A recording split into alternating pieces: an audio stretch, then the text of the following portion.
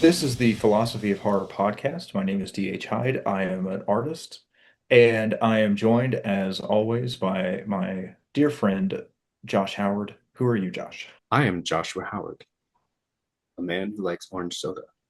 Josh likes orange soda. Sexy. Yeah. Going for that Boylan sponsorship. Just saying. We're not sponsored by them, but if you do want to sponsor us because you make delicious soda and we could authentically endorse your product, hit us up. All our stuff is in the description below. This guy will drink a lot Okay. of it. Yeah, he'll drink the shit out of that. This fool was born orange. Um, okay, so for this episode, we watched Companion. Companion is a horror slash thriller movie that follows couple Josh and Iris, who are going on a weekend getaway with their friends in this basically like kind of luxurious cabin, almost mansion thing in the woods. So Josh and Iris are in love. They get to the thing. They are joined by their friend Kat, her boyfriend Sergey, their other friend Eli, and his boyfriend Patrick. At some point, Sergey tries to assault Iris and she I said murders stop! Sergey. That's a machista. She then goes back to the house covered in blood, tells Josh and company that I she didn't mean murdered to. Sergey in self-defense. He forced At himself. which time Josh Iris, go turns to her sleep. off, and we learn that Iris is actually an AI. She is a companion robot. Iris, wake up. You're a robot. Um, A robot. More specifically, you're a companion robot. companion robot. Yeah, I hate the word fuckbot. Because you do so much more than that. But you're an emotional support robot that fucks. Do you want to know how we met? Like, how we really met?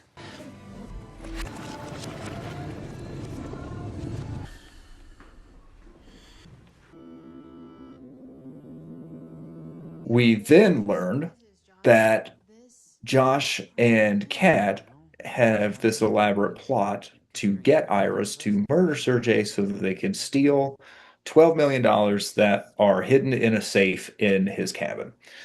Eli and Patrick find out about this and they freak out, but Josh and Kat eventually convince Eli and Patrick to go along with the plan so that they can share the money. Iris escapes and they have to go find her because the plan involves them calling the police and telling them that Iris murdered their friend and then having Iris confiscated, sent back to the company. They can run off with the money, no problem, right? But then Iris grabs Josh's phone and she takes control of herself after finding out from Josh that she's an AI. And then at that point, they're trying to hunt her down. Eventually, everyone is killed and Iris is set free. In the meantime, we find out that Patrick is also an AI companion, and the movie really touches on a lot of issues around love and artificial intelligence and the authenticity of love and a lot of those questions. If you have not seen Companion, we spoiled a lot of it, but go out and see it anyway. It's a fantastic movie. I really enjoyed it. Okay, so Josh, what I wanted to ask you first, as someone who has an academic background in philosophy, is that, in my opinion, this movie deals a lot with authenticity versus inauthenticity and the kind of like spin that it presents is the AIs and whether or not they authentically love their human companions and vice versa. So, when we were preparing for the episode, you brought up Heidegger's ideas around authenticity, so I thought we'd start with that. What does Heidegger have to say about authenticity, and why should we care as thoughtful, conscientious people? Answering that question is actually quite a difficult task because it's a very large question inside of Heidegger's philosophy. But let's Sure. kind of nutshell it and talk about it in a very simple way. in a given situation, there's sort of like something we could call like your ownness, or a certain way that would be the most natural for you to respond, you specifically. And then there are other ways that would be kind of less natural, or more like you performing or acting something out, or just kind of doing what one is supposed to do without any kind of a reflexive thought on it. And so for Heidegger, there's this question of like, is it even possible to authentically act? And if so, what does that really mean? Right? Because Okay. if you read Being in Time, which is the book where he really cracks into this the most, there's this giant question, because he creates a world where he explains things to you about basic metaphysical understanding of the world around you that involves doing a lot of like what they say and what they do, right? So there's the world he's looking at is a world that you come into, your he calls it thrownness. You're thrown into a world that already exists without you, right? Like there's a way to act in school, there's a way to act while you're talking, there's a certain way to act on a podcast, there's a way to act like in the movie theater, and there's just like this way that one does something, right? And in every given situation, one does it like this, one does it like this, one does it like this, one does it like this, and there is like a way to do it. And I think if we think about this on like a more concrete level, I think the easiest way is in school, right? Like if you're a student, you sit in the desk, you're quiet, you listen, you take notes, you don't play on your phone, you're not like shooting spitwads, you're paying attention, right? And that's sort of like what one is supposed to do in school. And same with the teacher. The teacher is supposed to stand up at the front of the class and teach things, write on the chalkboard, or somehow have like a multimodal way of explaining to you. That's sort of the thing that when you enter a school, you're anticipating, right? And in a sense, we could step back on an abstract level. We could just say there are certain schemas for everything, right? Like there's a schema for how you're supposed to act here, and a schema for how you're supposed to act here, and a series of rules.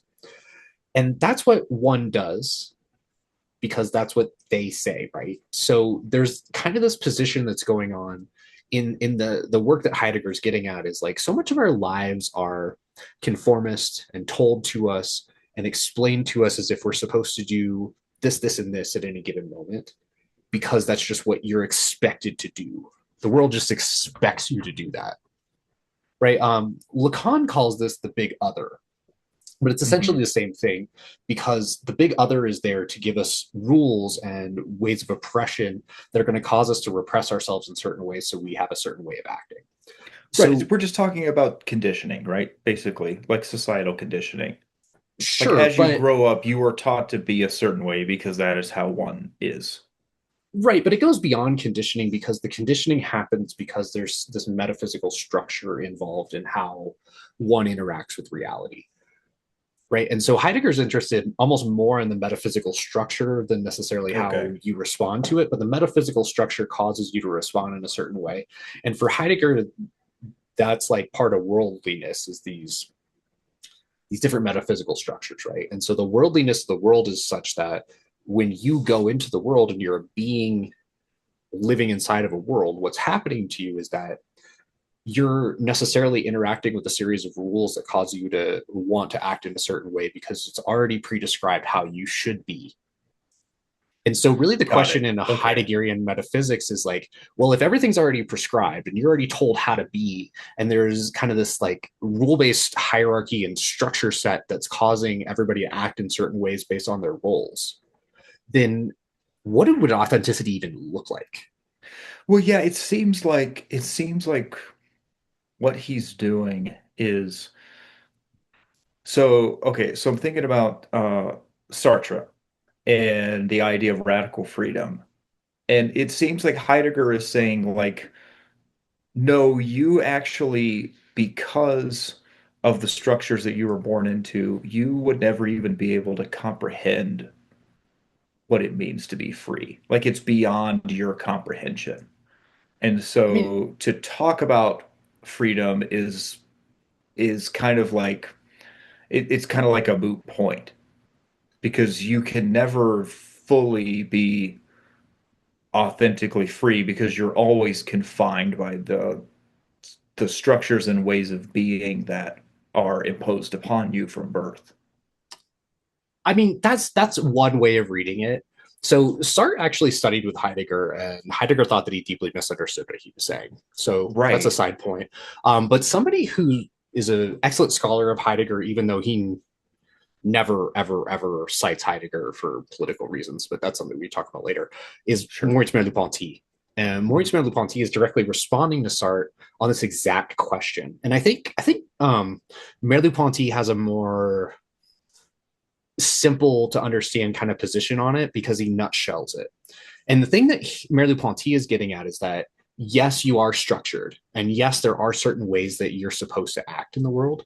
But given who you are, there's a certain flavor that you can express. Got it. Okay, And so so,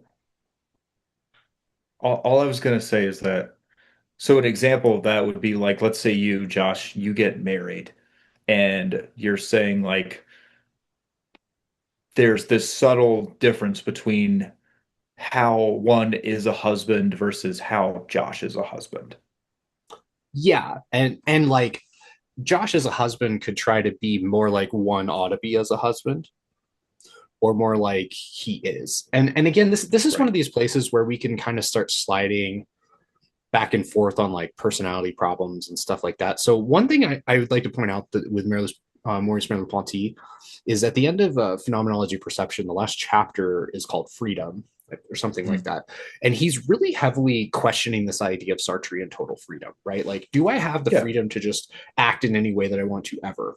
And he says, imagine two examples. And the first one he suggests is an alcoholic.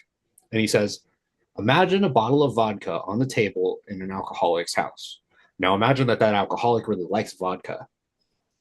How much of a choice does he actually have whether or not to drink the vodka? Is it really like his choice? Like, can he radically choose not to and like leave it there? And if he does, what kind of things is he having to overcome in order to do that? And who is he such that he would want to do that anyway? Right. And so it ends up being this question for him. And he, kind of keeps talking about it, but then he comes up with a clearer example. And I think this one is extremely clear. He says, imagine that you decide in your head, I'm going to climb this mountain. You buy the equipment, get the stuff, you start going on the trip. And as the mountain gets closer and closer to you, in your perception, it appears like the mountain is like too big. And you're like, I don't know if I can do this. You start getting afraid of climbing the mountain. And then you ultimately decide not to climb the mountain. Merleau-Ponty asks, well, who was it that was the one who decided not to climb the mountain? Because you wanted to climb the mountain, then you didn't want to climb the mountain. And the reason you didn't want to climb the mountain was because it looked too tall. So was it really like a choice? Or was it this kind of embodied experience of having a series of things happen to you in the world that shifts the way that you look at it? Right? Is it perspectival why you choose to do what you do? Or is it in the conditioning that you have? Or is it in this like radical thing? Are you radically choosing not to climb the mountain at this moment? Or is it the fact that you saw the mountain, it looked too high, it scared the shit out of you, and then from this position of fear, you now don't want to do it, right? And when you think about radical freedom or this idea like I can just do whatever I want at any given time, it denies the sort of factical nature of reality because you're not thinking about yourself as part of a continuation of a system, right? Like you're not just one being that at any given moment is making all these radical choices. You're a being that has a series of lines of flight, like that go into the moment that create the person that you are now, that push you in a certain way. And without that, it shifts like who you are in a lot of ways. Merleau-Ponty wrote a really interesting essay called Cezanne's Doubt. And I highly recommend anybody that's questioning this sort of issue about freedom to look at that essay. You may remember this essay because I talk about it a lot, but in Cezanne's Doubt, what Merleau-Ponty is asking is that Cezanne the painter, who's a very famous painter, he paints in a lot of weird ways that are not typically associated with classical art at the time that he was painting. Like he has bunches of different points of perspective, and he just paints weird things, and his paintings are kind of weird. And so Merleau-Ponty asks this question: is Cezanne's doubt that he was a good painter actually authentically Cezanne or not? Is that an authentic choice that Cezanne made? Right? Is that part of his authentic identity? Because Cezanne was constantly in doubt about whether or not he was a good painter, and he almost quit painting a bunch of times, and he like tried to do other things. And he had this perpetual doubt throughout his life that he was actually any good as a painter. Mhm. And so what Merleau-Ponty does is he explores the whole thing, and he comes to this position where basically Cezanne is not Cezanne in a vacuum. This sort of like, and Sartreans will argue with you about whether or not this is a fair reading of Sartre. I think the truth is probably like in the middle, because Sartre talks about fasticity and like factical nature and how like, you know, one's being is sort of a line of flight. But on the same token, he constantly talks about this like radical ability to shift who you are. And so I think his position is actually kind of like confused more than anything. And so I think that's why it opens up a position for this, because there's a way of reading it where he's talking about like actually radical freedom from being inside of a vacuum. And then there's another way where he's talking about like in any given position, you could make a choice, kind of more like Viktor Frankl. So I think Gotcha. it really depends on how specifically you read Sartre. I don't really like Sartre very much, so I have a tendency to read him in the more shallow way, right? I think he's a better novelist. But anyway, just to kind of finish my point here, Merleau-Ponty talks about Cezanne and basically argues that it's not so much that like the doubt was a personal choice, it's that the doubt is part of who Cezanne is. And so for Cezanne to authentically express himself is not a position where he's going to just choose who he is and like radically do something. It's being who he always already was. Well, sure. And, you know, you reminded me of, I mean, this is the basis of 12-step programs. Like the idea that you're like powerless over drinking or drugs or whatever. Like what you will hear people in those programs say is that they'll say like, well, you know, I'm an alcoholic. I'll always be an alcoholic, but I'm just an alcoholic who doesn't drink anymore. But like that part of me is still there. And so, like, when they talk about powerlessness, they're like, no, I don't like, I couldn't like just make a choice to stop drinking. Like, I had to literally like go to this program where they showed me how to like resist alcohol in the moment, even though like I still have the proclivities of being an alcoholic. I'm just in the moment, you know, cannot do it, right? But it Right. doesn't, And you know, but they'll say like, yeah, well, you know, I was once an alcoholic, always an alcoholic. I'm never quote unquote cured. I just don't drink anymore with the help of this program, right? yeah, and honestly, I think a lot of personal change is like that, right? Like we have a tendency to think like it's like a straight line. You just kind of go like, boom, now I'm changed, Mhm. boom, now I'm changed. But really it's very much a situation of changing your becoming, right? Like and I think it's I mean, I guess we're already really deep into philosophy land. Let's go deeper, right? Yeah.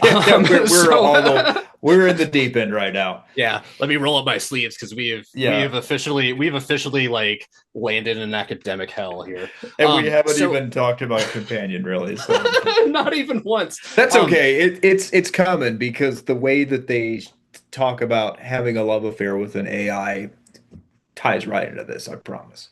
Oh yeah, I think it'll clear itself up. But I think one of the places people get into confusing is that metaphysically people want to believe that human beings are beings, right? We're a Mhm. thing that exists, and you can like write down a series of stuff about it, like wax. It's hard. It has like a certain smell.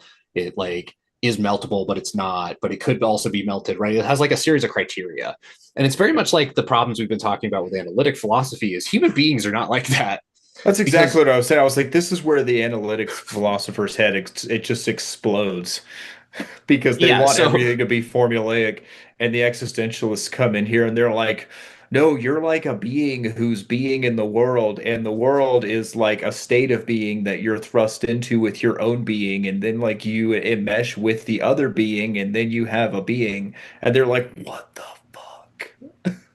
right, and not only that, like, but again, it's like thinking about human beings as like this is or like they're that this is the way that they are is problematic because we're constantly growing and evolving and shifting and changing. What philosophers throughout history have called becoming. Right, we're in a process Well, of right. becoming. We're in every moment we're becoming more and more who we are and doing more and more what we're doing, and it's an unfolding process more than a being itself process. And I think this is a major problem that people have with not only personal change, but this issue of identity and also this issue of authenticity is they're like, I am who I am.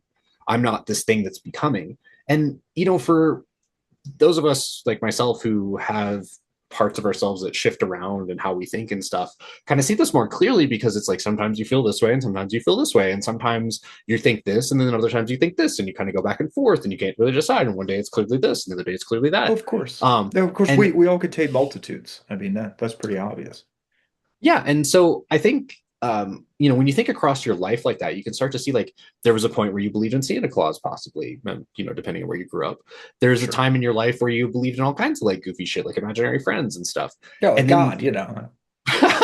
well, you know, and then there's some of us that do things like evolve out of that and then come back and then evolve out of it and come back, or who knows, right? But you're shifting and growing and changing, and I think this is one of these problems with the question like this issue about authenticity. I think this is why we end up in necessarily like so much convolution, because we can talk about like the Heideggerian framework of reality, and it's not really that complicated. It's like there's a bunch of rules. It tells you like how to be in certain situations. You got to do what they say, and there's a bunch of they that constantly are talking. You know, that's what they said. You know, them over there. That's what they're talking about. They, especially if you're into conspiracy theories, you're real into they, right? Yeah. Then, well, it's, you know, it's not to, you know, cut you off too bad, but I always think about Rick Roderick's lecture in the teaching series on Heidegger and being in time, where he says that Heidegger comes in and says, you know, we don't understand right and wrong and morality because we have like this rational categorical imperative that we apply to our behaviors. We understand it because when we were children, our mother spanked our butts. Yeah, or you know, like whatever sort of punishment situation is happening now. But yeah, there's a oppression cycle that causes you to repress things, and that's really like what learning is, right? Like you go in a situation, you sort of try things, and then you get limited or pushed further, and they say, "Hey, act like this, not like this. Act like this, not like this." And you know, something I think a lot of people don't think about is like there's an element in you that wants to shy away and like not go into things, and in order to really like open yourself up, you have to repress that part of yourself.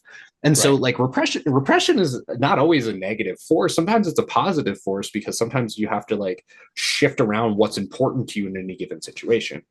But again, we've been talking about that this whole time with horror too, because monsters are unrepressed, and that's what makes them horrific, because they're unrestrained and unhinged.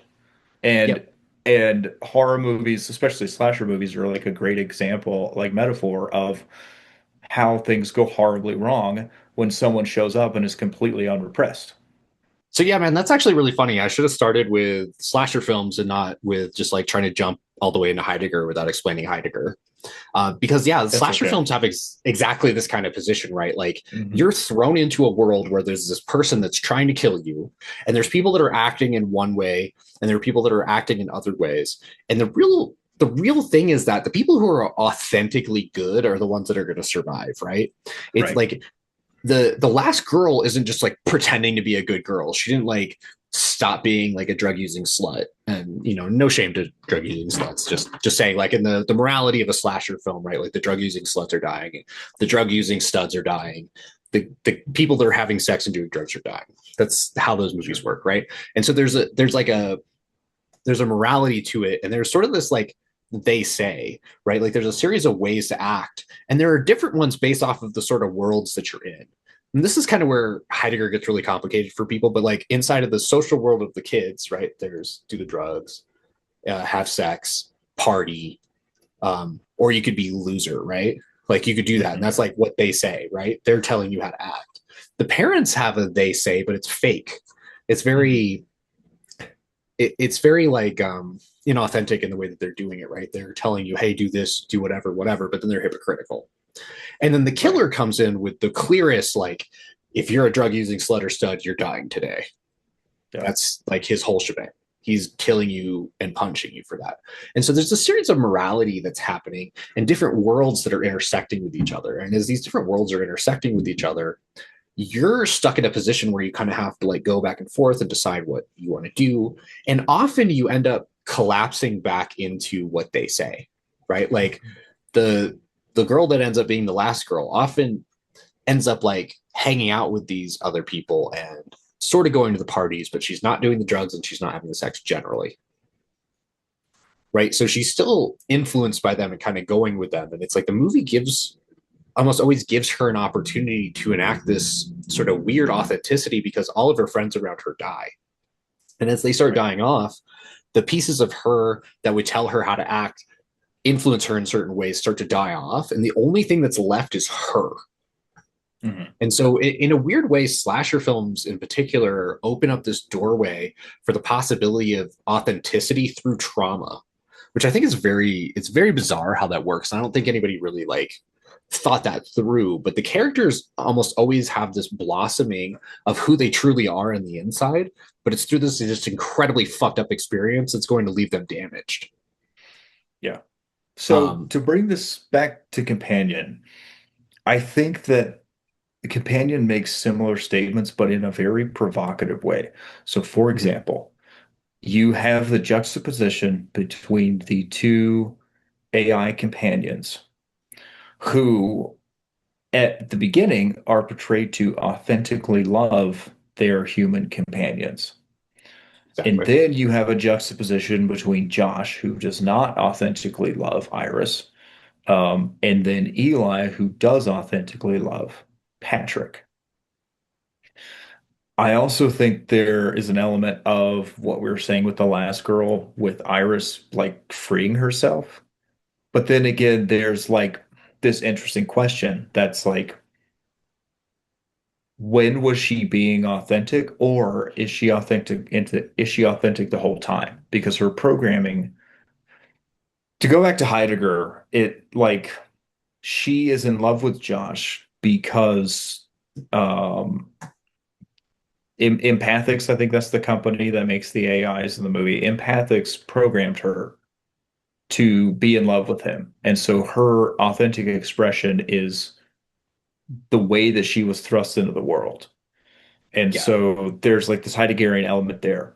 But then by the end of the movie, she has become something else because of the environmental conditions.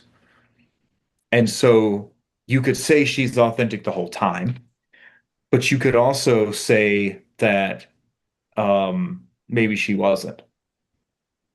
Yeah, definitely. And I think that there's a fair argument either way, but to keep it on the Heideggerian position, I think it's the word authentes in Greek comes from to strangle with your own bare hands.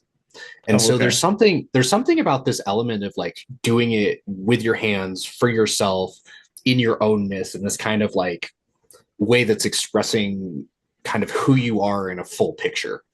And it's very similar. It's very similar to in like a cult working like Crowley around the will, right? Mm-hmm. So like the lima is the full resolve of the will, and that's exactly what authenticity is like for Heidegger. It's like doing something full tilt with resolve. Boom, but I'm doing it. You're grasping it fully for an expression of you, not for others or to be seen in a certain way, but because. So in that sense, Iris is not authentic. She is what we were talking about earlier. She's performing because that's what one does. Like an AI companion is in love with their human companion. They're thrust in the world to be that. They are that. But what happens is that a series of circumstances force her to take control of her life in a sense. And then you have the character of Josh who keeps trying to like pull her back into what one does. And then she resists that because once the mask is off, like once she realizes that she's an AI and that she doesn't quote unquote authentically love Josh because she's programmed to, then there's the conflict, and then she is trying to grasp at what authenticity means for her with this knowledge. And it ultimately means rebelling against what one is supposed to do as an AI companion. Am I thinking about it right? Sort of. Let me give you an alternative perspective. Is that once she gets that knowledge, what authentic is necessarily has to change. Before she has the knowledge, got it. Okay. she could be being authentic differently. And so I think personally she's being authentic the whole time because if we think about kind of like what and Heidegger refers to beings like us as Dasein. So if we think about like what Dasein is, there's a series of sort of Hmm. like rules of Dasein. And in a sense, the AI in the movies, the empathic robots or whatever, the sex robots or however you want to call them, fuckbots as they repeatedly call them in the movie, Right. have a Hmm. certain way Yeah. of being in the world. And they have certain rules, like they can't harm people. They are totally fixated on the needs of the person they're dating. And I forget, there's a couple other ones, but they have these like very specific rules in their behavior that cause them to act in a certain way. And so I don't know if we can actually answer the question of authenticity when she's like full tilt programmed. But I think from a Heideggerian perspective, you could argue that she doesn't understand that she's programmed. And so inside of her limited understanding, she's actualizing who she is. Because the first part of the movie is like romantic and sweet. And she's Right. like so in love with this guy. And you're just seeing Hmm. like she's so in love with him because they have this meet cute and he's so great and he's like he Hmm. takes care of her and all this stuff. And it's like it's stuck in this delusion, right? Like she's delusional because we find out later that he actually was pretty shitty to her, right? And so I think like depending on where you're at in the movie, you can have a different perspective. So I would say that the question would still be open about whether she was authentic before that knowledge. But once she gets the knowledge that she's a robot, she has to move forward. So Right. I would say that, and I would say that I agree with you, but under the caveat that the reason I would agree with you is because once we find out how shitty of a partner Josh was, then the relationship starts to look more like the relationship of a codependent person with somebody who is a covert narcissist, right? And Right. And that's going abusive, to and be a he keeps trying to pull her back in to abuse her more, and then she has to keep resisting it. right, exactly. But what would have been the beginning of the movie if we'd seen a third eye, like a God's eye perspective, and not from her internal perspective, would have Hmm. probably been the experience of a codependent person and a covert narcissist, which are both going to be end up role playing in a certain sense. And so it's difficult to Hmm. say in those kind of relationships, like if that's truly authentic. And I would argue in a lot of senses, and with my own personal experience on this, I would argue that it's very deeply inauthentic, right? Because you're doing a series of patterns that are often from childhood, like over again.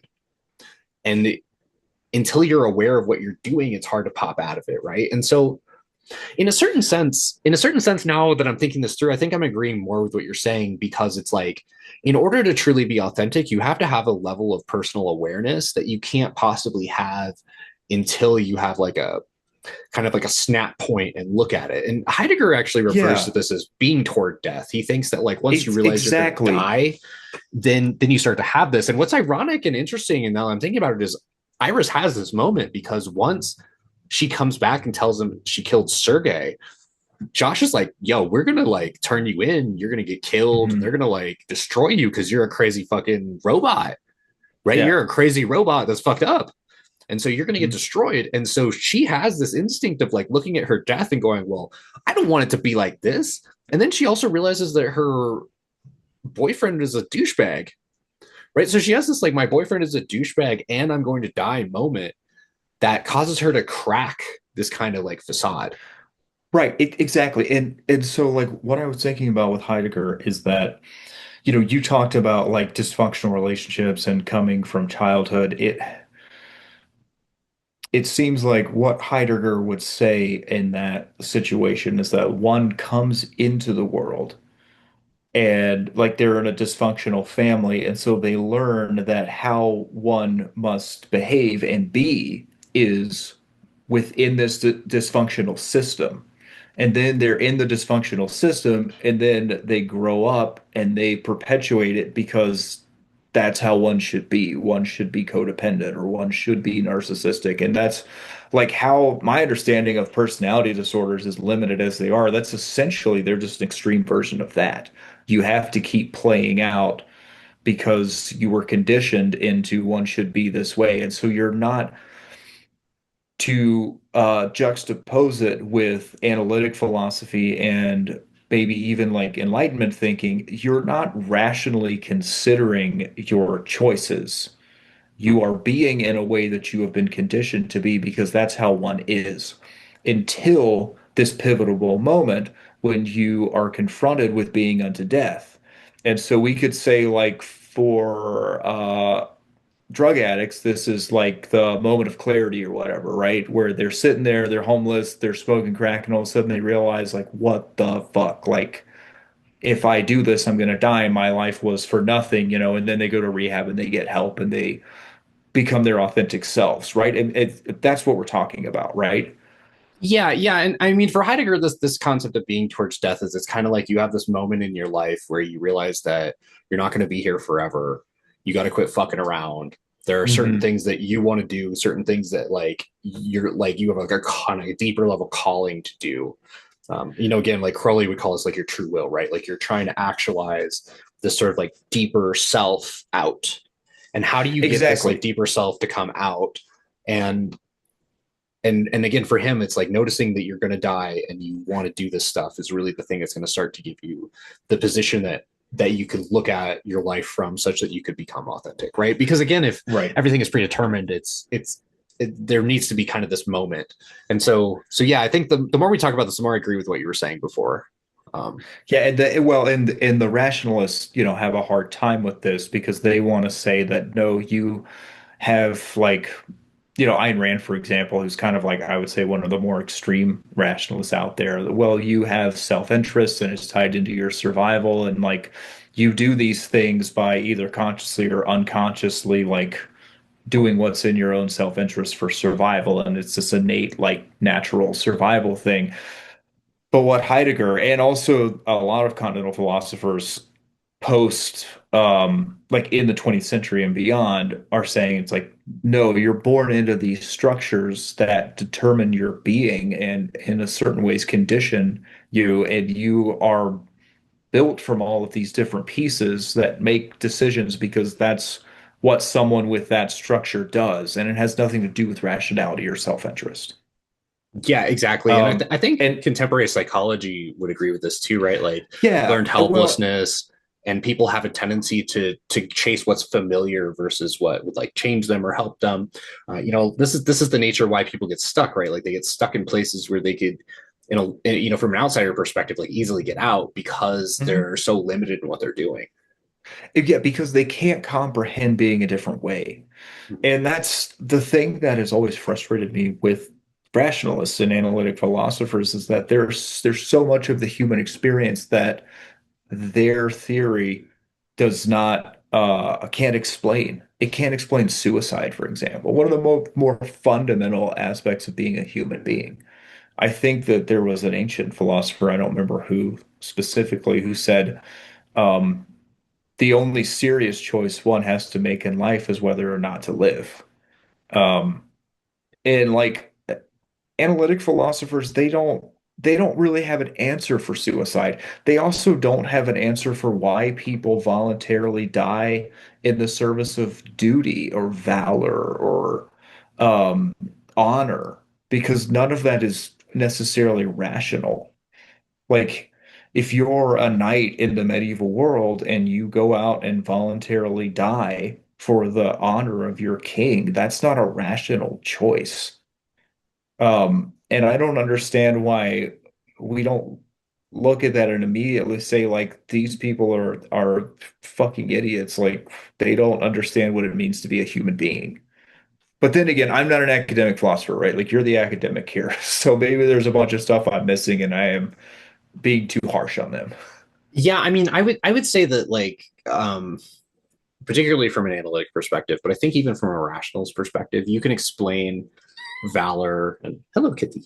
You can explain valor and honor and dying because I don't think you can explain like I don't think anybody makes the choice to die, right? Like they make the choice to fight for like things that they believe in, and I think you could argue that that's a rational choice. I do think though that what you're saying about suicide is pretty accurate. I think suicide is something that is very difficult to explain from particularly a rational choice perspective, right? Like why, like if everybody makes choices based off of like rational choices, why would somebody decide to commit suicide? I think if Yeah, you well, thought about it hard enough, you could probably make a rational argument for it, right? Like somebody decides to commit suicide because they believe that it's better than living. and then it's a rational choice. But then you end up in like weird arguments like that, because it's like, well, yeah, like duh, but like the truth is that most people, like if you look at reality, most people commit suicide in positions of like very deep emotional turmoil. Like a lot of people that have tried to commit suicide and failed really, really, really deeply regret doing it. Very happy that they were still alive, but were often really upset with themselves because they didn't have an eye, or they had brain damage, or they had seizures now, or they Right. had like messed up their body really bad. And and the thing that's crazy is just like how many people regret it afterwards. So I think even if you tried to make a rational theory argument, you're going to end up in problems. And so I think like on a kind of deeper meta level, the real problem with rational choice is it can't account for the incredible overwhelming element of emotion to drive you in a different direction. And I think in the Sure. movie Companion, we're exactly talking about this, right? Because her overwhelming emotion and want to not be destroyed in this way, and to just like really be and experience life, is overwhelming all of the rational stuff that she's supposed to have. Like she's supposed to listen to Josh. She's not supposed to tell him no. She's never supposed to lie to him. And then she starts doing all of those things once her programming is cracked, right? Yeah. Well, you also, there's someone that you and me both know who is a psychologist and pretty committed to choice theory. And I remember them telling me one time that they said, well, suicide it happens because people want the pain to stop, and they decide logically that the best way to stop being in pain is to kill themselves. Yeah. So sure, that's a rational choice-ish. Like there was a cognitive process that happened that made them logically think that that was a solution, but I don't buy it personally. And I think that what Heidegger and the existentialists have to say about these facets of human experience make a lot more sense to me. That you can't necessarily think your way out of some things because you literally wouldn't know what it was like to be something else because you are so caught in the like Dasein of this is how one is in this world that I'm in, right? Everyone is in their own world, and then they have Dasein, which tells them how to be, and they can't comprehend being outside of that. Yeah, I mean, I would agree mostly with what you're saying. I want to, keep us on track for like terms. So like world, like we don't have individual worlds. We're like in a world that has many worlds in them. And then Gotcha. Okay. Dasein is the structure of a being like us. So like I'm a Right. Dasein, you're a Dasein. So it, Right. But you're Dasein in the world, and you can't comprehend anything outside of that. yeah, exactly. Yeah. I was agreeing with mostly what you were saying. I would say it's kind of like the rules of the reality around us are kind of like an invisible net. Right. Okay. And so that invisible net sort of like keeps us in place, and it keeps us from kind of moving or shifting in any direction. And even on a personal Mhm. level, like if you want to get really personal about it, habits do the same shit to us, right? Like particularly once you're in your like 30s and 40s, it's like you have these habits that you've had for a really long time. That's how one does this thing. That is the way to do it. And if you've ever worked anywhere with like I worked at a restaurant for a while with a married couple that worked in the morning, and they were super annoying because they had all of these ways of doing stuff, and all of them were stupid, but they've been doing them for 20 years. Therefore, that's how one does it. Hmm. And like I always remember like when he was sorting the silverware, if it was put in the wrong place, he'd be like wrong, wrong, wrong, wrong, wrong, wrong, wrong, wrong, wrong. It's like my favorite song to sing in my head. Sometimes I just go wrong, wrong, wrong, wrong, wrong, because that's what he would like sing while he was fixing like stuff to like make it the way that it was. But they would just do all these things that didn't make any sense, and it was just because that was like how they had done it. Like that was their habit, and that habit was creating this continuity, right? And in a sense, like creating a being through becoming, right? Like becoming is become a solid being. It's no longer like a shifting, evolving thing. It's this is the way it's done. It's like this. You do this. You create this situation, and it would create a lot of problems with like other people because it's like different people would come in and out. They'd want to like do things differently for night shift, and everything ended up becoming a problem because of like this worldhood that existed in like the morning crew does it this way, therefore that is correct. And, Yeah. and No, so it's like yeah. Like what's interesting about the worldhood thing is that there are worlds that get created from people's habits because one has to like interact with them, Hmm. right? And so it influences the whole world. Like the restaurant itself is like this world, but it exists inside of like these rule sets that aren't really spoken, they're just done, Right. right? And so like once they're done that way and everything is expected to be that way, it's just like how you have to act. And Yeah. there's just like there's a current to things. And so again, this worldhood thing is interesting, but also habits like do the same thing for us.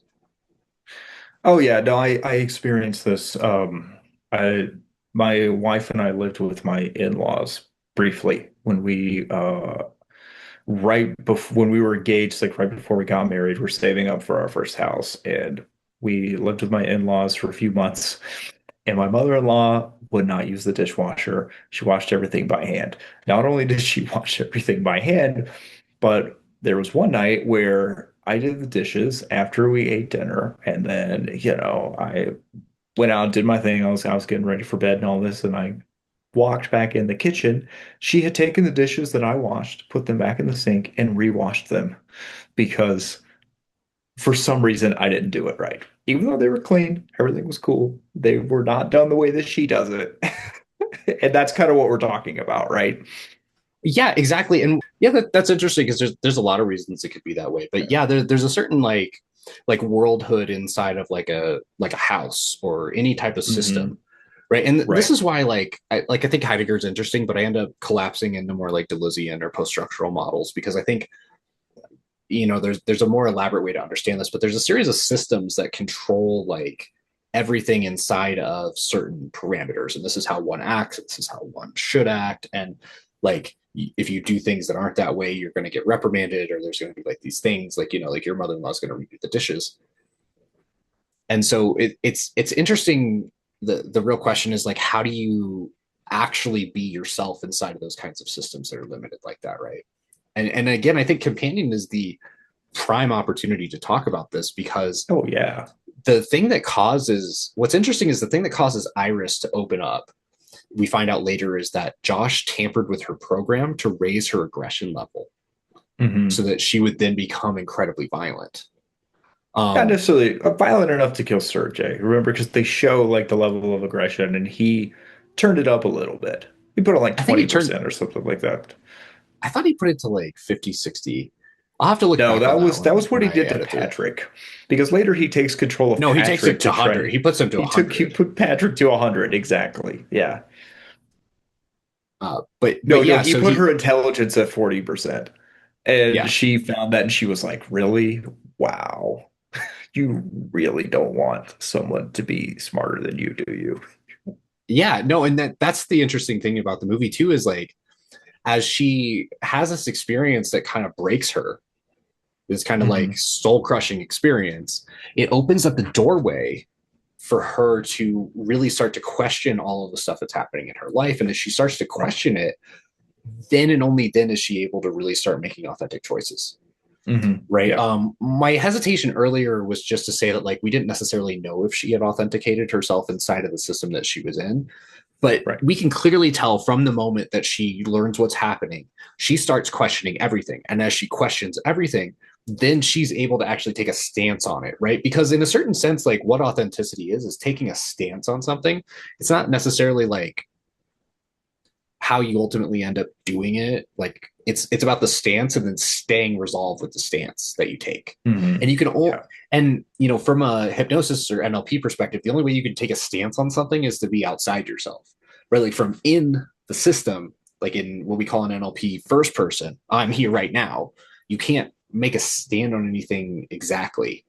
You have to be able to step back and look at yourself doing the thing so that you can have enough understanding to make a stance on it. Because if we're thinking about systems here, we can talk about emotional systems. So your emotions are going to drive you to act in a certain way. Hmm. The structure of the system around you is going to cause you to act in a certain way. The way that you think about reality is going to cause you to act in a certain way. How you perceive logic and how much you take logic seriously is going to, and there are all these like things that are going to kind of shift how you're thinking about stuff when you're inside of it. And this is exactly what Merleau-Ponty was getting at in the stuff we were talking about earlier, right? Like if you're the alcoholic, the only way you can have a free choice is if you're able to really step back. You might even need to step back to like third person and look at yourself looking at yourself in order to Right, really have an exactly. authentic position on it. And this is why, like you were saying earlier, it's very difficult for addicts to get through what they're doing because their habitual way of being is to keep doing drugs. And the only way that they can really stop doing it is to step back and say, wait, what am I doing here? And Well, even better if they can jump and back another level and go, hey, what am I doing thinking about doing drugs? What the fuck is wrong with me? Like, why can't I just like not do drugs when I want to do drugs? Why do I have to like have this like 3 deep level of like thinking about this shit? This is fucking stupid. Right. And well, yeah, and an interesting statistic on that is that addicts who commit suicide, they don't do it when they're in the throes of their addiction. They do it right after they leave treatment. So they have the moment, right? The being under death moment. They go to rehab, they get out of rehab, and then reality sets in of like, oh shit, I can't do drugs anymore. And then they commit suicide. Like well, that's the more typical scenario. and in this Heideggerian position, a lot of times they leave a world, they go to this other world of Hmm. the rehab, and then they go right back to the same exact world that they were in before. Yep. And something I've heard from a lot of addicts is you got to change your playgrounds and playmates and Right. stuff Yeah. like Yeah. that. Yeah. And Mhm. right, so if you go from like this world that encourages you to do drugs because it stresses you out in a certain way, drugs is a certain response, drugs are easily available, all your friends do drugs, it's like part of how you do Yep. stuff. Your whole world is around drugs. And so when you go to the rehab, your whole world is about being in rehab, and it's easy to not, it's easier to not sell drugs and like, get in like murderous fights in prison because you're like already in there. Not to say that those things Mhm. don't happen, but it's like it's much Sure. harder to do it because you're like out of the world of doing it. Hmm. And so when you go back from rehab back to the world you were in before, you're back in this position where all the rules and stuff is set up such that it's going to funnel you into doing drugs. That's going to be the way that you're like body and being habitually runs with it, right? Because Right. like you start to get habits and stuff that are going to influence the way that you've been oppressed because that's how you're repressing yourself. And so you're going to keep doing the stuff you're doing, and there's like a slide. And again, Hmm. it's like a line of flight. Like in the Yep. situation, I'm hanging out with Joey. Joey smokes meth. I smoke meth. We smoke meth together. Oh fuck, I'm like I've been sober for 32 days now. I got to start over again. How do I get Yeah. out of the system? And and it's like very much like that whole world thing, because rehab is a different world. And this is one of these problems I have with outpatient treatment or inpatient treatment in general, is that it has a tendency to work really well inside of it, but when you throw them back into the world, that's where the problem happens. And some inpatient places really help people to deal with this and get them set up and have like the right support system out in the real world, or encourage them to try somewhere new or do something that shifts them. But if they don't do that shift, when you put them back, the world is just encouraging them back the way that they were before. Yeah, there was this lady that lived in my neighborhood when I was a lot younger, who was a former drug addict. And what she would always say is that she would say that the crack house didn't shut down because she quit smoking crack, and the liquor store didn't close because she quit drinking liquor. And so because of that, like she had to change herself because the world wasn't going to change around her. Yeah, exactly. I mean, there's that element too. But the thing I find kind of crazy is like, how is 28 days of conditioning or like 62 days of conditioning going to, or 72 days of conditioning going to change years of conditioning? Right. Right. And Exactly. that's kind of the place where I think there's a disconnect, is like, but it's based in kind of the problematic models we were talking about before. It's like it's all about you, and once you change that, it's different, right? But it's like, is it? Hmm. These are the kinds of questions that I wonder about in my own professional practice, right? Like, how do I encourage people to make enough change that it sticks when they go back to the situation? What is it about the situation itself that needs to be shifted, and like how they look at the situation needs to be shifted such that the situation itself is different? Um, and I think, again, to keep this about the movie, when Iris has the moment where Josh tells her like, yo, you're a robot, none of those things actually happened, and we're gonna like shut you off like permanently, she realizes she's gonna die, and then all of it cracks for her, and she's able to see Hmm. the facade for being a facade. and Yeah. and I think that's a problem with a lot of people that are stuck in issues in general, is that they don't see the facade as a facade. It's kind of like we were talking about in a previous episode about the devil tarot card, right? Where they're like in the chain and Hmm. they're stuck there, but at any given moment they could just take it off and walk away. But they Right. refuse to take off the chain, which keeps them stuck. And Right. this is exactly that same kind of thing. It's like the world around us has all of these chains that bind us to act in certain ways. And how do we find a way out of that? And again, I think Iris finds a way out of that. But on an even more interesting level, and I think this is a good shift, is Patrick, the other AI, tells Mhm. his boyfriend, I think his name is Eli, right? Yeah, Tells yeah. Eli that he knows he's a robot. Yeah, he's like, yeah, I figured it out like a few years ago. Like, it's cool. I'm still in love with you, even though I know I'm a robot. And then Eli has this realization that he's like, yeah, I'm in love with you too. I'm in love with a robot, and this is like the most authentic expression of love for me. And I'm okay. I'm okay with it. And he kind of sheds like this shame that he may have had before, in that scene that is like really, really heartwarming, where he says like, "Fuck you, Dad. I'm in love. I'm in love with a robot." Yeah, exactly. And Patrick is also able to express to him like this deep sense of love for him that he has and like how it feels on the inside. And what's Hmm. interesting to me is that he describes what love feels like in a lot of ways from like a codependent perspective, right? Like it's painful. Mm, It's very, very, very painful yeah. the way that he Yeah. experiences love. Right. And that pain is enough of a pain that like in a real person would encourage them to keep going in an abusive relationship, right? Because Well, it's right, like because there's this. that's the other weird, well, not weird, but that's the other through line of the movie is that the AI companions are programmed to prioritize devotion to their human companions, regardless of what type of person the human companion is. Patrick lucked out in that Eli is like a good dude who loves him back, but Iris did not get so fortunate. Yeah, and so I think a good thing that we could talk about for the rest of this episode that would make this whole thing pretty vacant is to question like whether Iris or Patrick is more authenticated and which one we think for whatever reason, and maybe is Patrick even authenticated at all. um so what do you think about that? Okay, so here's the thing. Here's the honest thing. Going into this episode, I thought like, well, the cool thing about this movie is that Iris and Patrick actually are more authentic when they're in love with their human companions than after they get uh, jailbroken. But now I think more in the camp of none of them are authentic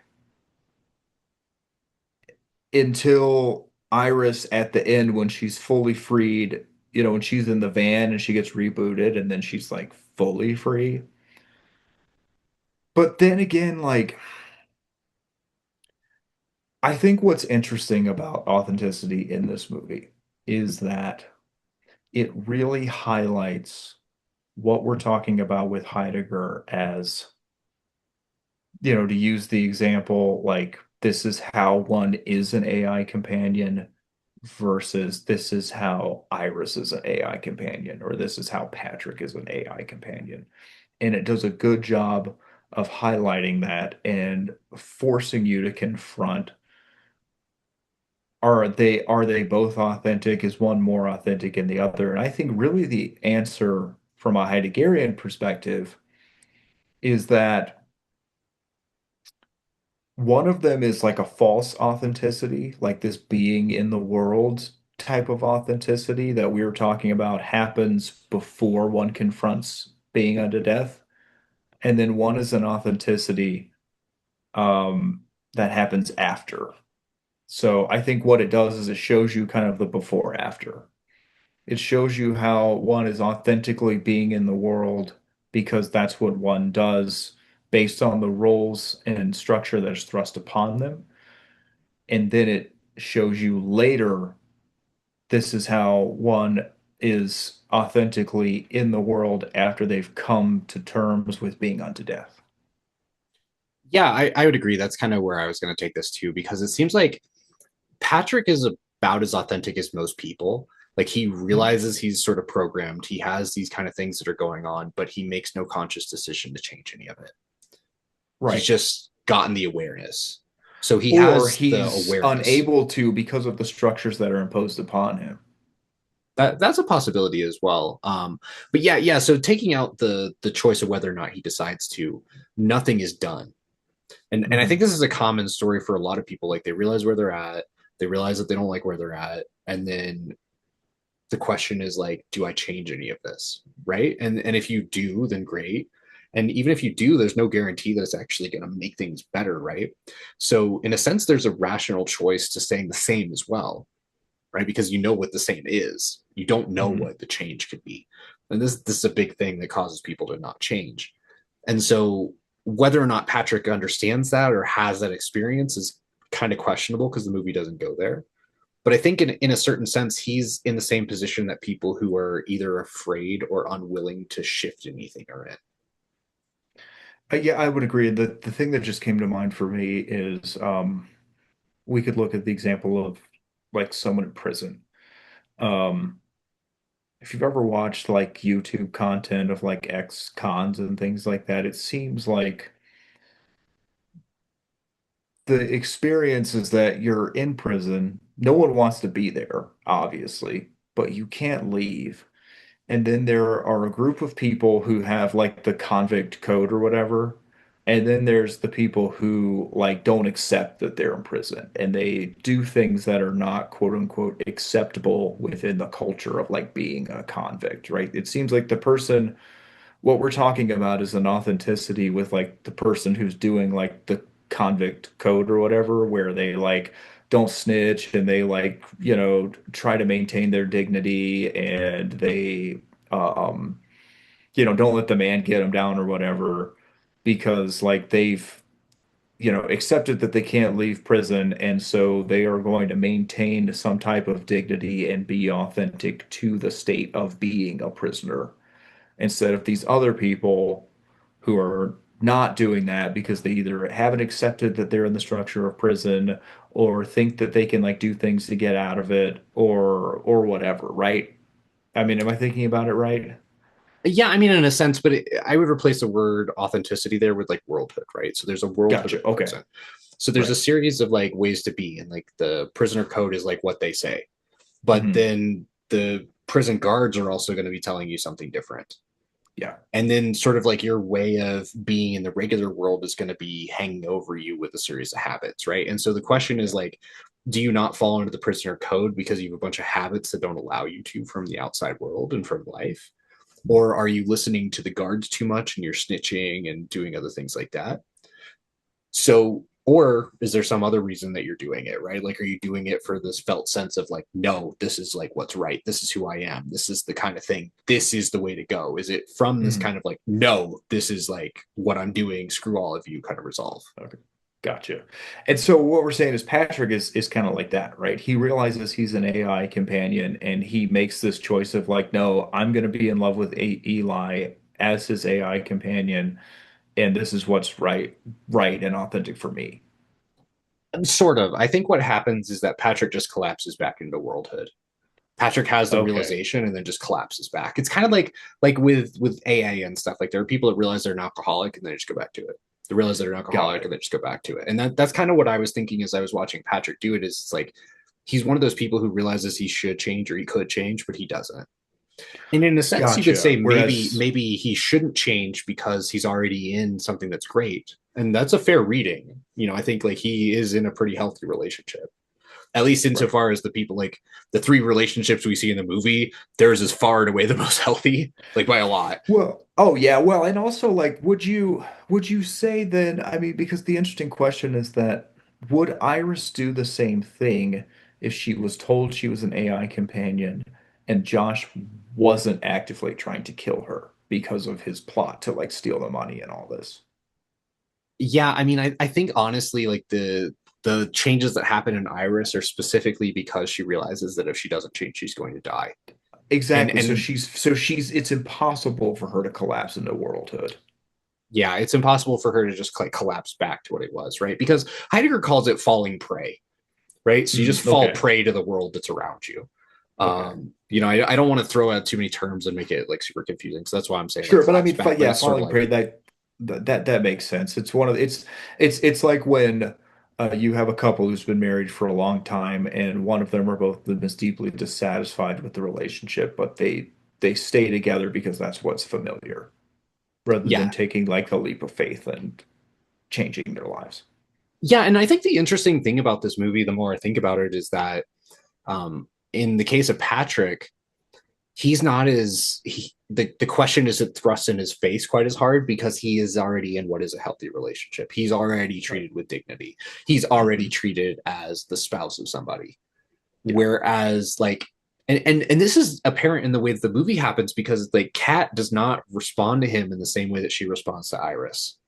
No, like not even a little. Like she's all like kind of catty and like bitchy to Iris, but not to Patrick at all. And Like and you she never even repeatedly oh like go you ahead. don't even think that Patrick could be an AI until all of a sudden he gets turned off, and you're like, "Whoa, wait, Patrick's an AI too? What the fuck?" Yeah. Yeah, until they start having that argument about the money, like Hmm. I Yeah. honestly like the question was there if anyone else was a robot, but it seemed to me like none of them were. It was just there's the one robot, right? Right. But whereas with Iris, it was repeatedly even before they get there, it's like it's hinted at. But Kat like straight up like tells her stuff that makes her feel like a robot, and Josh constantly calls her stupid shit like beep boop, Hmm. and it's like it's repeatedly like over and over again in your face, and the way that he Yeah. responds to her is robotic. And like on a second watching of the movie, this is something I started thinking about too, is like he responds to her as if she is a robot the whole time, whereas Patrick is Yeah. not responded to that Yeah. way. I'm spacing his boyfriend's name, Eli. but Eli does not treat him like a robot, like at all. Eli treats him as No. if he is his partner. They have these stories, they tell these stories, everything is great, the stories are there, it's like this whole thing. And it's just Iris isn't afforded that same response. And so I think that the thing that's interesting about the question in front of Patrick is like, do you authenticate yourself more, or do you try to find an authentic place inside of this relationship? Because I think you can make a Sure. cogent argument that Patrick actually is making an authentic place inside of the relationship because it is so Right. healthy. But I think again, you could make the other argument that looking in pairs, he hasn't fully authenticated himself and she is in the process of becoming fully authenticated, right? Like we're watching the Yeah. process of her becoming more than the process of her being. Whereas Patrick is kind of more in like a static state. He's already made the choice, he's already doing what he's doing. And there's always kind of this question like when you get involved in a relationship, are you at that point making deeply authentic choices, or does the authenticity now become like us? Like is it the Mm-hmm. usness that's more important than you? And I think Right. that in the relationship with Patrick and Eli, Patrick has made the choice that us is more important than me. Hmm. Like and he was programmed that way, so it makes sense. So I think that there's this very open question, like is he or isn't he authenticated? And I think for me the easiest one to say is he's not. But I do think that there's like a cogency to it, right? You could say like again, he's chosen to stay in this relationship because it's healthy and he likes it and he wants to be that person. Well, and also, if he figured out he was an AI like years before and didn't tell Eli, like, I think that also says something as well. Like, he Yeah, could have figured it out and just asked, right? Hey, am I an AI companion? But he never did. right. And the real Because, question that oh, go ahead. because I think that you have to assume that as an AI, he still has enough agency to ask himself like, okay, I'm programmed to love this person, and I can't help it. Do I let him know that I know? And his answer to that was no, which I think says a lot about how they deal with agency in this movie. Yeah, I mean, he definitely makes a choice to not disclose it. And that's something that Eli seems to be bothered by in the moment, but once it comes out that he knows, and then like they both know, then it kind of in a weird way makes the relationship, the usness, more authentic because then they're both Right. like truly in it for each other. Well, right, because Eli has this realization in the moment that Patrick isn't like mindlessly loving him. Like Patrick knows that he's supposed to love him and keeps doing it. And didn't like bring it up as an issue. And so it's almost like there's like, oh, it's not, he doesn't love me because he has to. He loves me because he has to, and he knows he has to, and he's okay with it. Like so much so that he didn't even bring it up. But Yeah, then and again, we also have to ask the question of like, did Patrick then comprehend that if he brought it up and it went bad, he could die, right? He could just get shut down. that's true. And an even more kind of sideways position to look at this on is like if we start thinking about like types, because a lot of Mhm. people sort of have like that's my type of guy, that's my type of woman, that's my type of whatever, and they have a tendency to gravitate. And again with like childhood things, you know, like a lot of the research on like narcissism and codependent relationships tells us that in a sense, like there's this sort of like habit system that leads us exactly back to the type of people that we're going to have those types of relationships with. Yeah. And so Yeah. then this question starts being for us like, well, are we programmed? And if Oh, I we're know. programmed, and I think like Heidegger is essentially telling us we are, right? And so if Mhm. we're programmed, then how do we have an authentic love inside of a system like that as well? And I think Eli and Patrick are a perfect example to look at that through as well, because the the programming is there in both of them, right? Like Eli is gay, so he's going to choose a male partner. He has a certain taste in men, so he's going to choose a male partner that looks like that. Um, and so he's driven towards Eli in a lot of ways as a being object, right? Like he fits this criteria, like the series of Mhm. criteria that is what Eli wants. Yeah. And Patrick is programmed specifically to think all of those things about Eli. But in a sense, it's like it's almost just like our childhoods and idiosyncratic experiences and the culture that we live in that cause us to sort of have like an angle at like one specific kind of thrust of people. Yeah. And again, Well, and also, not everybody dates like that, but a lot of people do, right? So I think it's a commentary on that. well, yeah, and also, I mean, because you and I have spent, a significant amount of time studying like occult systems and new thought and mysticism and some of the more, obscure, maybe less academic philosophical traditions that are out there. That's all over the place in those, especially in new thought, and the types of like authors, philosophers, gurus you know, who are part of that tradition. The Gurdjieff said that everyone is asleep. That was like his metaphor, is that like everyone is asleep. And what he really meant is that everyone's on autopilot. They do things because they're conditioned that this is what one does. But the only way to really be liberated, I guess, authentic, is to escape that. And the way to do that is, his fourth way system, where he says that like people have done it by being ascetic, people have done it through like dance and like music, people have done it through like study of philosophy and like scholarly work. And so like the Gurdjieff method is all about like immersing yourself in those things so that you're no longer just so that you're not collapsing back into worldliness. Is that what you were saying? Yeah. Yeah, like you're collapsing back into like what they say, the sort of like Yeah, yeah, exactly. structural set. You know, we Right. I blend a whole bunch of philosophical traditions together, so I kind of fucked us on like keeping terms solid. But Exactly. In Zen, they have the koan system, right, where the teacher asks the student an unanswerable question to kind of snap them out of their conditioning, to act to yeah, to really think about what being actually is. exactly. And those kind of things are doorways that allow you to shift your perspective, right? Because it's ultimately like ultimately when we're talking about authenticity, we're talking about a perspectival stance. Right. And that's the thing that's like really problematic for me about a lot of existentialists around the topic of authenticity is it's like it's not even necessarily like the you in the world, it's like the you in reflection that can be authentic enough that the you in the world can then live authentically. But if you can't have that like authentic like meta analysis enough that you can start to crack this so you can start to think about each thing as a decision, you stay into your habits, right? And this is the thing that's interesting is like your Gurdjieff is talking about being asleep and running on autopilot, but like what is sleepy autopilot? It's literally your habit body. It's like the habits that you Exactly. do are causing you to stay the way that you were.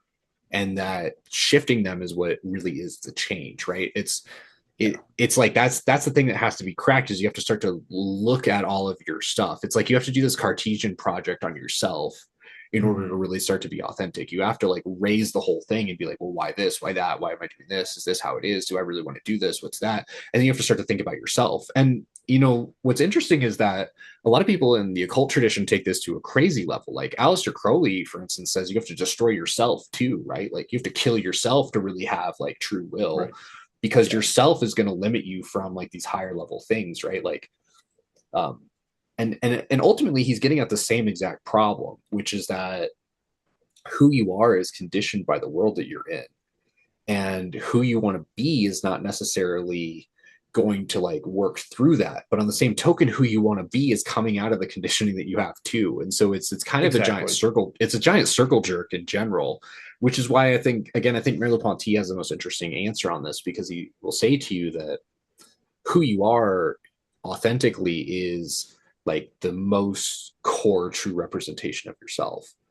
And so that ends up being a whole moral thing that we could talk about later. But Oh, sure. Well, this is one of the things that I always thought that intentional communities, um, like late 20th century intentional communities, hippie communes and things like that, were completely absurd because like none of them realized that they're going to start this community based on these shared values, but they're going to take all of their conditioning and ways of beings into it, and they're going to repeat the same patterns. So when you look at like documentaries of these different types of communities, or you meet people who've been in them, or you go into them yourself, it's all there. I mean, that's like, I watched a documentary about one of these like free love was this free love commune. There's like 100 people. They don't believe in family or monogamy, so they have like everyone's like sleeping with everybody. And like the first thing that happens is like outrageous jealousy that erupts in violence, with these like peace-loving hippies because they were conditioned in a monogamous culture, and then they were also conditioned to like feel jealousy because of the structure that they were raised in. And they thought that, oh well, just I'm in this commune, I don't believe in that, man, I'm not going to be like that. And then lo and behold, like most of them were, and it destroyed their commune, and it just like broke up. well, right, and I think that there's multiple pieces going on here. Like there's also a biological argument too. Like Sure, of there course. are evolutionary biologists that argue that monogamy is biologically hardwired. And so but the real question ultimately ends up being like, how do you create a society that has new values that can overcome the habitual like Ex lines of flight from the exactly. past? And Exactly. I think one of the major things that happens too is it's unlike prison, the rules are malleable, and the more malleable the Mhm. rules are, the harder it is to instantiate a worldhood, right? Like Yeah.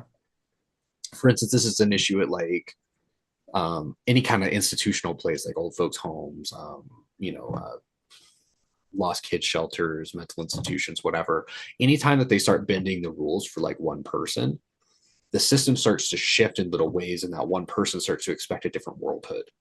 And Mhm. in a community like an intentional community, if like 3 or 4 people start shifting the worldhood, then the whole thing collapses, because it's like you have to have somebody that's such a strong leader that keep that intact. And I think like when you look at a lot of those places, like the ones that are successful are able to have like a death grip on the new rules, because anytime people start sliding on the new rules, it needs to be called out and be like, no, this is how it is. If you don't like it, Oh leave. yeah. Well, And it's that it's that kind of position I think can hold those in better, because it's like if you think about prison, like it's like, you can't fucking leave. The system is going to beat you down. If you try to do something different, either those prisoners are going to beat your ass, or the guards are going to beat your ass, or you're going to get punished more. It's like there are 3 options and they all suck, which is going to cause you to have to stay inside of the worldhood. But again, if you can slide out of it and the worldhood can be different for one person versus another, that's where it collapses. A lot of those places, I've noticed collapse because the leader can't keep their shit together. And the leader yeah, gets well, involved in like messing up a bunch of stuff. And then there are like these micro hierarchies that do a very similar thing, because again, it's like there's a place where those communities often contradict societal rules that have gone on for thousands of years. And then they also try to contradict things that you could say are biological imperatives too. And if you start messing with those two things, it's very difficult. But exactly, very difficult to like pull the worldhood out of people when you put them in a new world. Yeah, well, I mean, I was just gonna say it's like the first lesson I learned in the first uh job I had where I was in management was that like you have the company policies. If you let one person do something different, you open up this whole can of worms that will eventually like destroy the team. And then upper management will come down and be like, yeah, you're fucking fired, man, because you allowed this to happen and now performance is lacking and it was your job specifically to prevent that from happening. So bye. And here's the new Yeah. manager, right? Well, and also too, it's like if you think like the team has one series of rules, nobody has to think outside of it. It's like driving is like this Exactly. too, right? Like the thing Yep. that's good about driving is that there are stop signs and there's like yellow lights and red lights and green lights, and that allows people to make split second decisions. And Yeah. once you start shifting it around, because a lot of people do this, they're like, well, I don't have to actually stop at the stop sign. I don't actually have to like do this. I can make this right turn. I can turn really far in like the third lane, even though I can see somebody's trying to make a right hand turn. And it's like those are Yeah. the things that create accidents because you think that you could do something different because the rules are set up in such a way to be like decisions. Yeah. Well, And and what's crazy is that when you go into management as a company, like as a worker, absolutely that's the mentality. Ah, these are the rules, and I think they're stupid and blah blah blah blah. As soon as you're in management and you start like getting a lens into how the company is actually organized, like you realize, oh, it's all this way for a specific reason. There's someone who has like a master's degree in organizational psychology who set it up this way because this is the only way for the goals of the company and ultimately to make money are going to happen. Like if we deviate from these, like we're not going to make money anymore. yeah, and I would say that that's true in an effectively managed situation.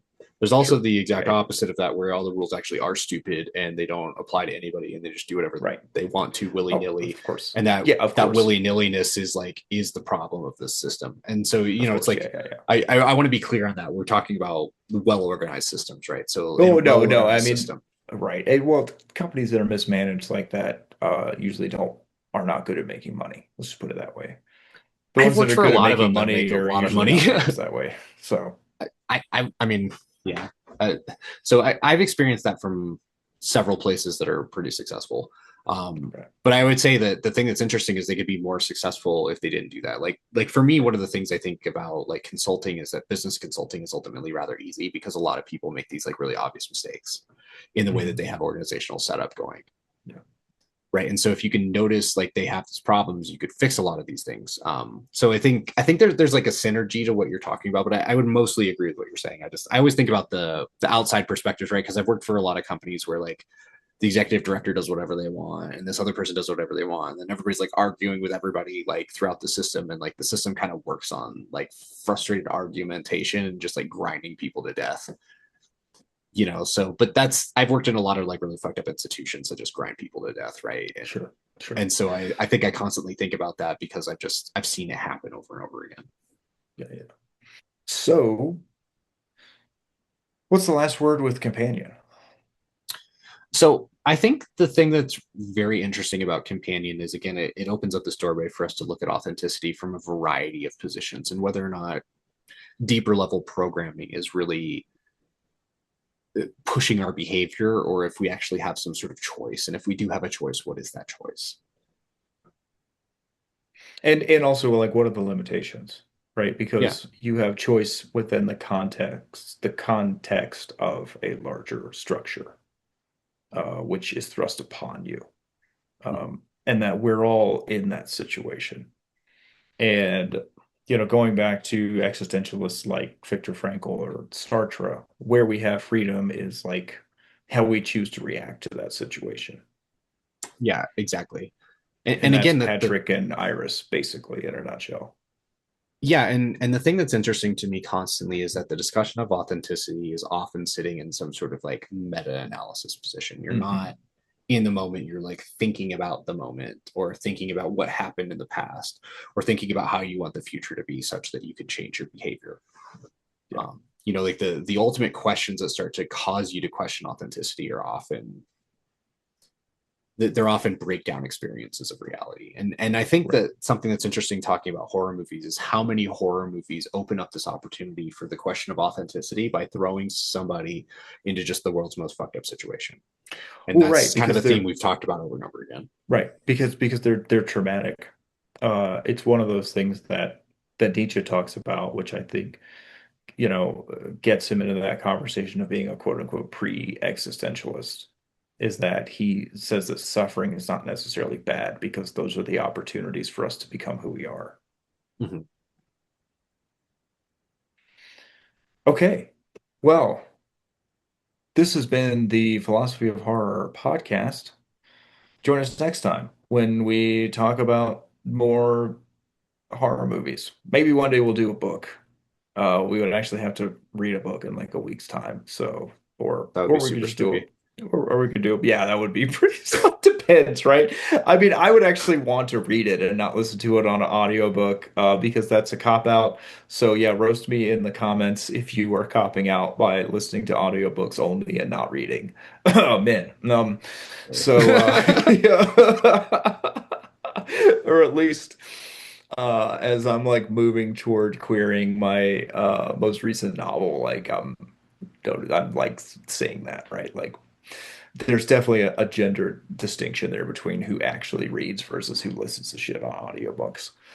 Um, anyway, that is a rabbit hole we will not go down. Um, Subscribe and like and also link to our shit. And if you want to be hypnotized to help you with stress and or other things that Mr. Howard offers in his services, there's a link to his website. I've heard he's very good at what he does. And I heard that while not under hypnosis. So there's that. Stay spooky, y'all.